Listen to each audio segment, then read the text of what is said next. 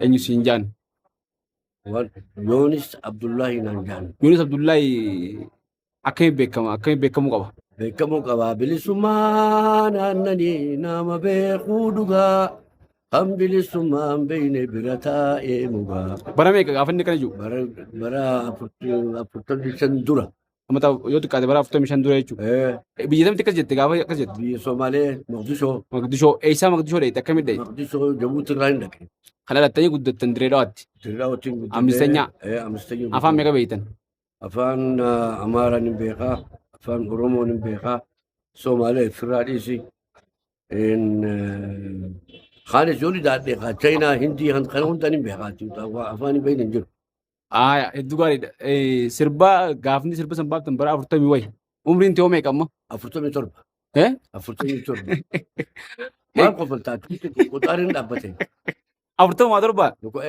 Amata dhufuus 47. Amata hoteellee 47. Guyyaa Oromoon yaadattee abbaa seenaa akkaan ta'e beeytee waan goote.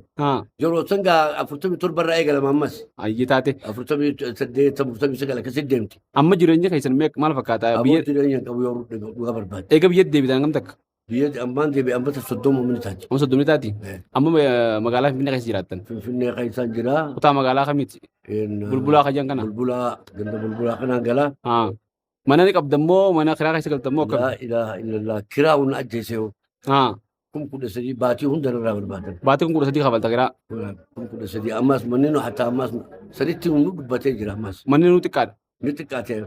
Sanuma wajjin walumarra akkuma jira. Walumatti akka ta'etti jiraatta. Sanuu kun 13 baatii kafaltan jechuudha. Hojii duba dalagaa waan hojjettanii kafaltanii qabdanii? Abadan dalagaa kiyya kunuuti. Uummata Oromoo dalagdee sanuma? Oromoo miliyoona 70 Oromoon qabaan ja'a yaada sanniin qabaa namni na jibbuu hin jiru hundi na jaalatanii laakiin jireenyi kee akkamii kanaan jiru hin dhabe bas. Namni kana si gaafatu hin jiru? Kanan gaafatan salaamu alaikum alaikum salaam aboo rabbi imri sana dheerisu amiin deemaanis. Alhamdulillah. Akkasi amma akkaataan jirtan kun akka Oromoo irraa maluu miti jechuudha. Isin waan isin irraa eegamu baatan Oromoof dubbattan gaafa namni callisetti Oromoo hojjettan gaafa namni hin dalaynetti. Dubbadde haase. Oromummaan bilisummaan aannan jettanii haaftan aannan san dhuguun qabdanii?